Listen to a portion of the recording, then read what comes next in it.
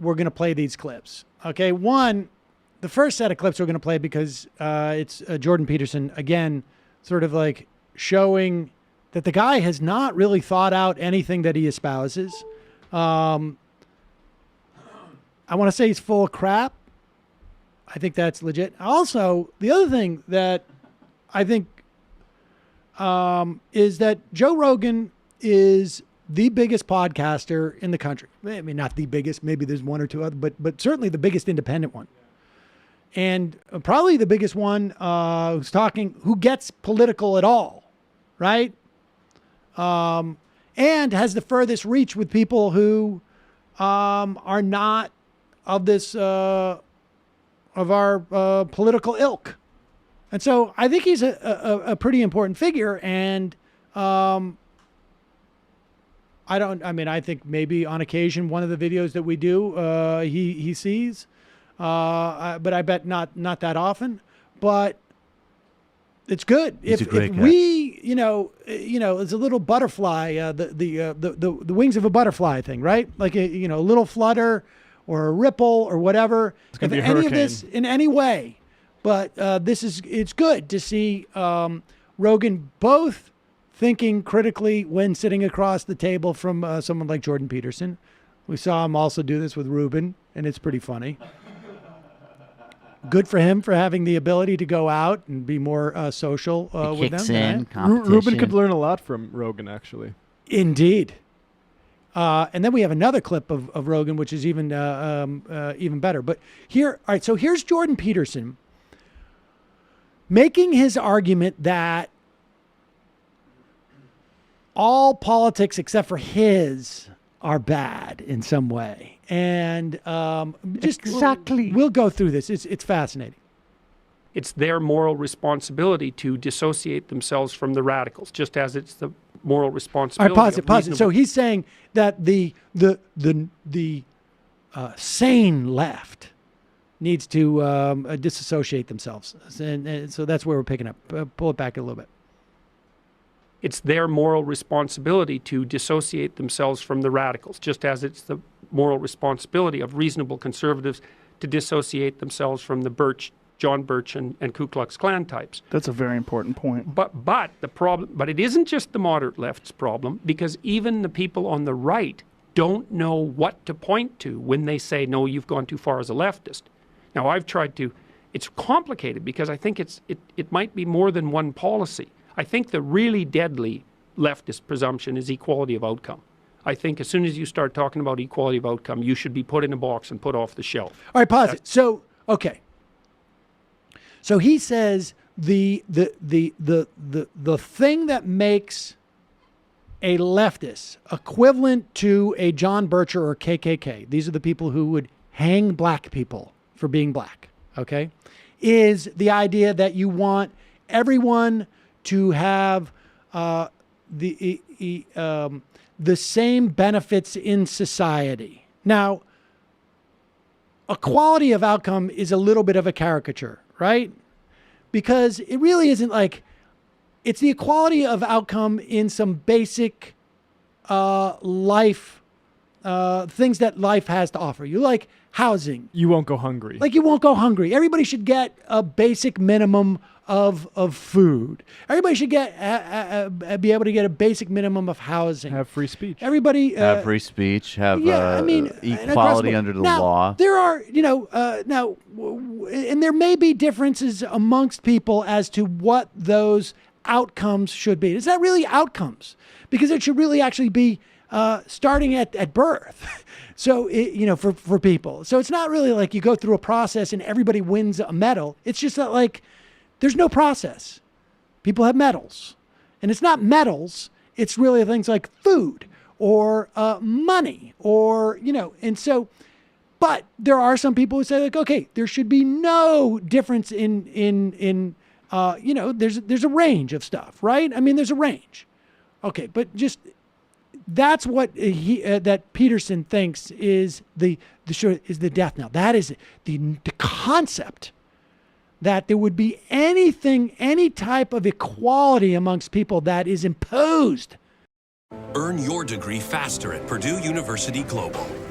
With over 175 online programs, there's one for you. Start today with a 3-week risk-free trial. Apply now at purdueglobal.edu. When we hit the stage together, it's honestly nothing but fun. And it's the moments where we bring our live show to our fans in cities like Los Angeles, where it's truly sweet. Listen on Spotify for a playlist with delicious music by Tic Tac. Other than from what he thinks is the sort of the magic and the fairness of the market, which in and of itself is BS, but that's his opinion. But all right, continue. It might be more than one policy. I think the really deadly leftist presumption is equality of outcome. I think as soon as you start talking about equality of outcome, you should be put in a box and put off the shelf. But it isn't obvious why. Like, that doesn't sound like, white people overall. It doesn't have the same guttural punch that the excess of the right has. Now, why might it be that everyone deserves health care and everybody deserves to be able to eat and everybody deserves an education does not have the same guttural punch as let's kill all the black people or send them, to Africa, or white people are the best, or why do you think that doesn't have the same guttural punch? I wonder if perhaps maybe they aren't equally as reprehensible, even if you don't like equality of outcome, that killing people that you think are racially inferior to you or dispossessing people who are racially inferior to you is fundamentally much worse than saying everybody deserves a basic minimum. Now, even leaving aside that notion that his ideas are a little bit nuts, this is where it becomes clear that this guy is a charlatan, that he hasn't even spent 20 minutes on thinking about this stuff. Maybe he's good with whatever he does in terms of therapy. I don't know what he does in terms of therapy.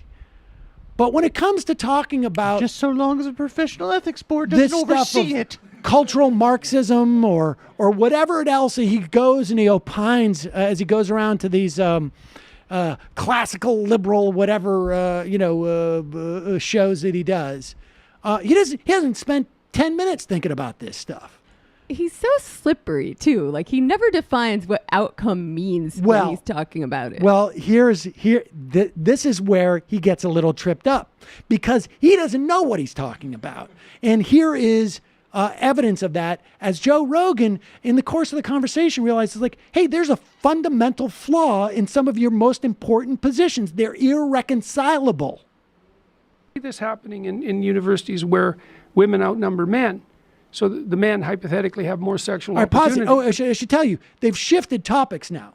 They're talking about this other thing that Jordan Peterson is really interested in, which is that there is inequality amongst the ability of some men to fornicate with women. Like, it's not distributed. As you know, he has in the past talked about perhaps we need to have forced monogamy. Or enforced monogamy. Yes.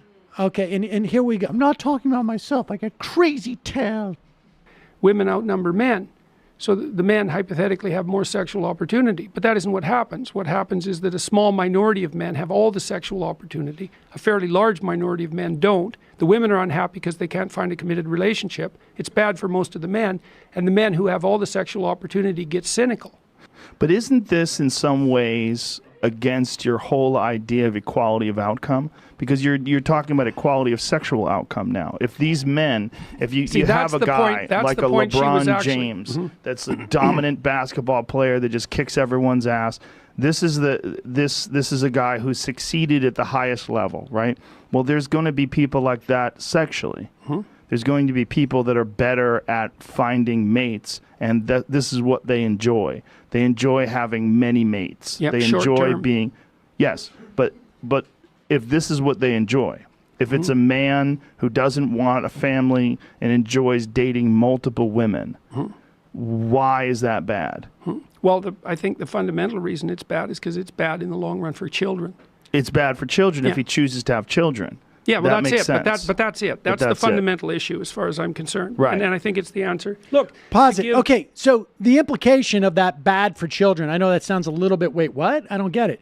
He's saying that it's bad because you don't want children born to a father or, who don't have fathers present in their lives.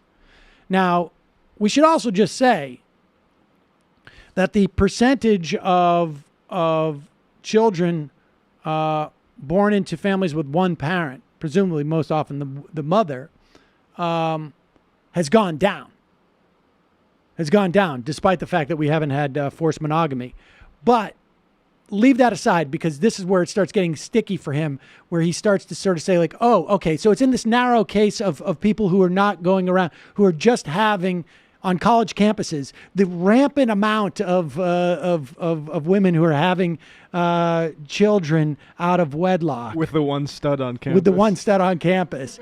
This big problem that he perceives. But, okay, but continue. The same point guard had 10 other children in the second Listen, semester. as far as I'm concerned. Right. And I think it's the answer. Look, to give the journalist credit, that is the point she was making. You know, apart from pillaring me and caricaturing my perspective, that was the point she was making.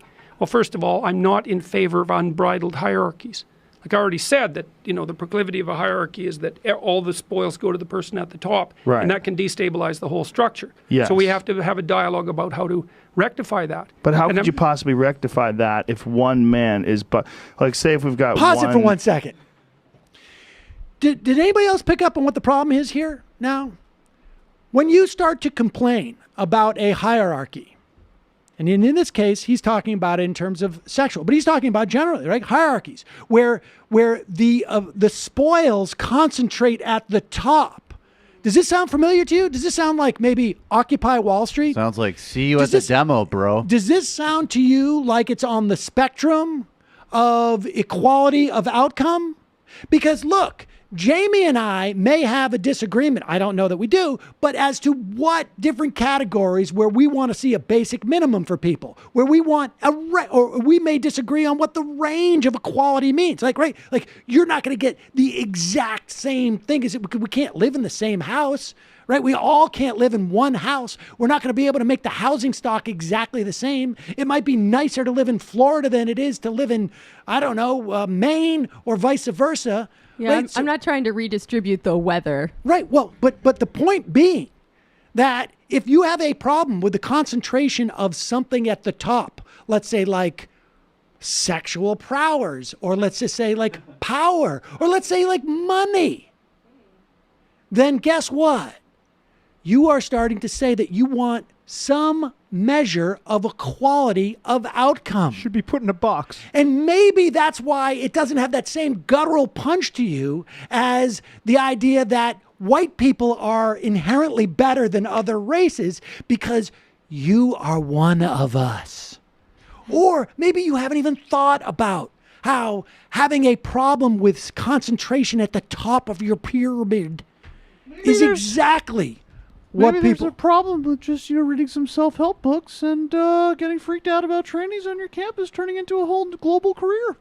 Hey, it's not like people need food and shelter in order to live or anything. Sex is like very important. And if you're worried about the kids living with a single parent, maybe you should be worried about the kids who don't have access, who are living with two parents and don't have access to food, don't have access to a quality education, don't have access to higher education or health care or a myriad of other things that are unequal because so much of the wealth in this country and broadly speaking in the world is concentrated in the hands of a few. In other words, you want more equality of outcome. Possibly rectify that if one man is, like say if we've got one 6'5" beautiful man who's got a perfect body and he's brilliant and he just wants to date a bunch of women. And all the rest of the people are 5'1" and they're fat and they're lazy and like this guy's gonna, if this is the competition, Pause it for he's 1 going second. to win. I just want you to know that Matt stood up to show us that he's the tallest person in the. Sam, 6'2". We let know. me say, Sam Harris. That's how it's done. There's a thought experiment. All right, continue. To win. Yep. There's no way around this. And Yep. even Well, if what's you decide to have enforced monogamy, where it becomes a popular thing, the women are going to be more drawn to him if he chooses to date them. They might decide, I would rather have him sometimes than never at all. That is actually what does happen. But what because is there's wrong with that? Well, what's wrong with it is that it destabilizes society and it's bad for children. Right, you said that. Yeah, but that's what if they but don't that's want to it. have children? But there's a lot of people that don't want to have children. There's a lot of people that choose to go their entire life without having children. There's men in their 30s. Some of my friends have vasectomies. They don't want children. Mm-hmm.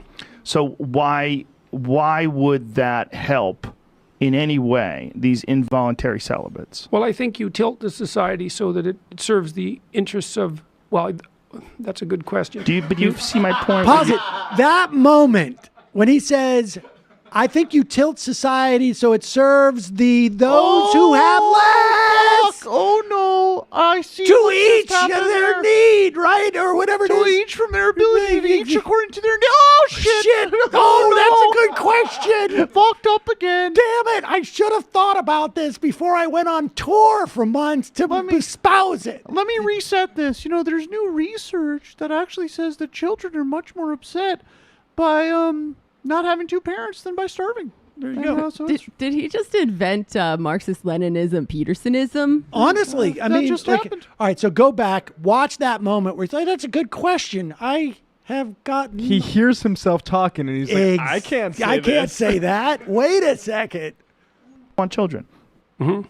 So why would that help in any way, these involuntary celibates? Well, I think you tilt the society so that it serves the interests of, well, that's a good question. But you see my point where you almost have Look, I see your point. There's no doubt about it. You're almost forcing an inequality of outcome. I know that was her point too. Mm-hmm. To the degree that she had a point, that was her point. Now, but it's not. It doesn't run contrary to my opinions that the issue of outcome has to be addressed. I already said there needs to be a reason for the left and the right, and that the problem with hierarchies is that they can get too steep and destabilize everything. Right. That does happen. That particularly happens in the sexual domain, and there's plenty of anthropological evidence for that. There's also a lot of evidence that it's happening in the economic domain. In fact, I would argue much more evidence. I would argue that the economic domain probably drives what's going on in the sexual It's very family possible. domain. Yes. I would argue that bitches be trifling. And there's a lot of research, according to anthropology. I mean, that Joe sustains Rogan that. just unwound this guy's entire shtick. I keep fucking up all my friends when they what's come to my fascinating show. is to see how angry he gets this thing going. Do you notice that? Like where he's like doing, like he, like Let's No, change the topic. that's his fake. I'm super. No. He gets angry mainly at non-friendly female journalists. With that's his. that was that's what his- she was saying. No, that's his ultra That's what concentrated. she like was saying. no, Look at- that's his like when there it you're- is, when right you're there. That's what she's saying. I'm giving you the. I'm giving. That's you, also I'm like- putting I really my- have to putting my concentrate. horns because I- out, and I'm about to headbutt you. You know, talk about cultural Marxism. No Like, kidding. that is literally what he just described. Indeed. I know who should play